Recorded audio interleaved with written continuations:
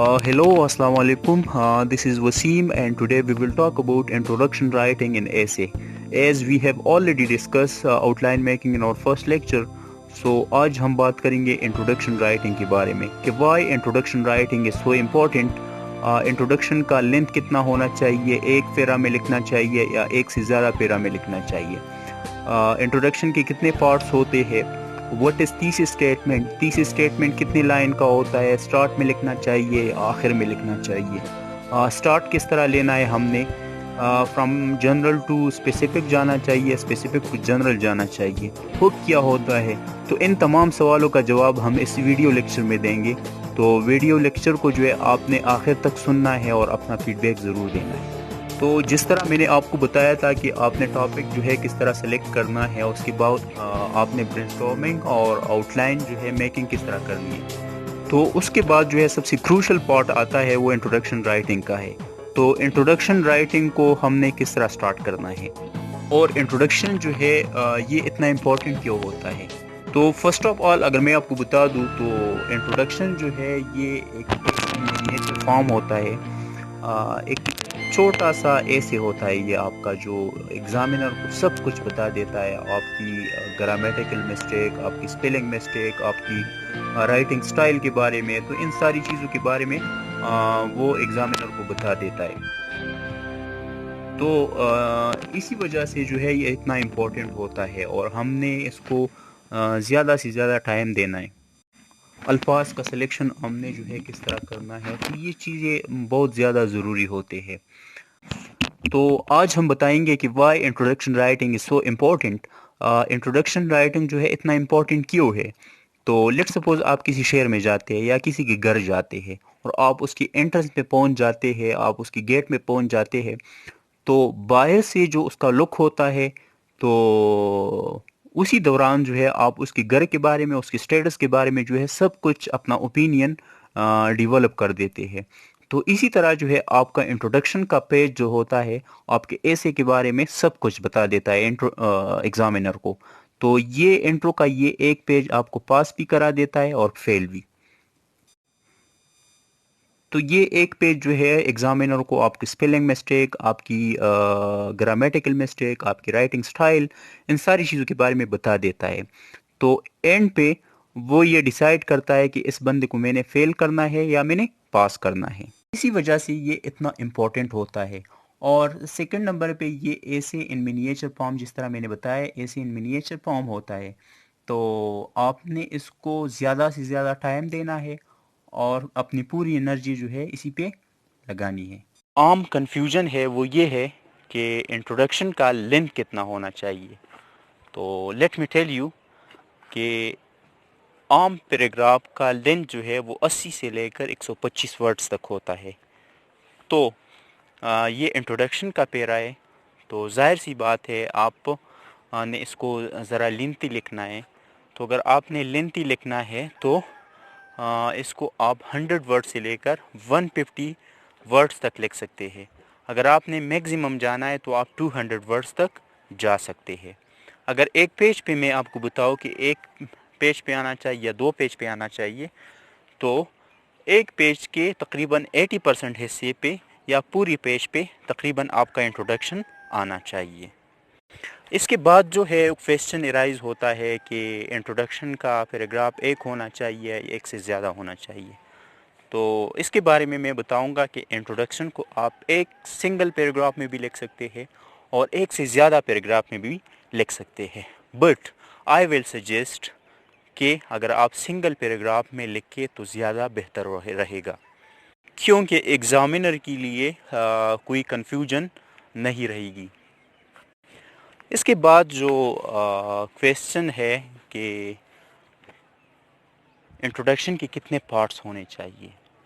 तो बज़ाहिर तो अगर आप देख ले तो इंट्रोडक्शन जो है, इंट्रोडक्शन एक सिंगल पैराग्राफ होता है, तो इसके कोई पार्ट्स नज़र नहीं आते. बट मैं आपको बताऊंगा कि इंट्रोडक्शन के 3 पार्ट्स होते हैं. सबसे पहले जो इम्पोर्टेंट पार्ट होता है वो है हुक. हुक किस चीज़ को कहते हैं आप ज़रा सर्च कर ले तो आपको पता चलेगा. इसको ग्रेबर भी कहा जाता है. گریبر کسی کا اٹینشن جو ہے وہ حاصل کرنے کے لیے استعمال ہوتا ہے. تو hook is very very important. Let suppose اگر ہم ایک ٹاپک پہ لکھتے ہیں انرجی کرائسس یا واٹر کرائسس ان پاکستان، تو عام لوگ کیا کرتے ہیں، سٹارٹ لیتے ہیں کہ crisis is a problem in Pakistan. تو یہ تو اتنا کیچی سینٹینس نہیں ہوگا.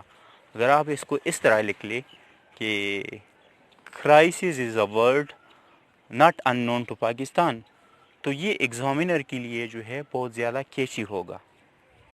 دوسرے نمبر پہ جو انٹروڈکشن کا پارٹ ہوتا ہے وہ ہے برج. اور برج کیا ہوتا ہے یہ میں آپ کو 30 اسٹیٹمنٹ کے بعد بتاؤں گا. سب سے پہلے ہم بتائیں گے، تیسرے نمبر پارٹ پہ آئیں گے کہ 30 اسٹیٹمنٹ کیا ہوتا ہے. تو 30 اسٹیٹمنٹ جو ہے یہ ایک یا دو سینٹینس ہوتے ہیں جو آپ کا اوپینین ہوتا ہے اس ٹاپک کے بارے میں، کہ آیا آپ اس ٹاپک کے پرو میں جا رہے یا اگینسٹ میں جا رہے. تو ہک کو آپ نے سٹارٹ میں لکھ لیا، 30 اسٹیٹمنٹ کو آپ نے اینڈ پہ لکھ لیا، اور اس کے درمیان جتنے بھی الفاظ ہوتے ہیں، جتنے بھی ورڈز ہوتے ہیں انٹروڈکشن کے، اس کو برج کہا جاتا ہے. تو اب آپ کو سمجھ آئی ہوگی کہ اس کو برج کیوں کہا جاتا ہے، کیونکہ یہ بریجنگ کا کام کرتا ہے ہک اور 30 اسٹیٹمنٹ کے درمیان. اچھا، تو ہم نے ہک سے سیکھ لیا، ہم نے برج سیکھ لیا، اس کے علاوہ جو ہے 30 اسٹیٹمنٹ کی طرف آئیں گے.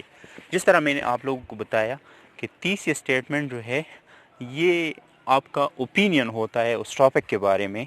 تو بعض لوگ کہتے ہیں کہ اس کو کتنے سینٹینس میں لکھنا چاہیے، یا سٹارٹ پہ آنا چاہیے، یا اینڈ پہ آنا چاہیے، یا مڈل پہ آنا چاہیے. تو اس طرح میں نے آپ لوگوں کو کلیئر کرا دیا کہ یہ دو سینٹینس میگزیمم، اگر آپ ایک سینٹینس میں بھی لکھ سکتے ہیں اور دو سینٹینس میں بھی لکھ سکتے ہیں.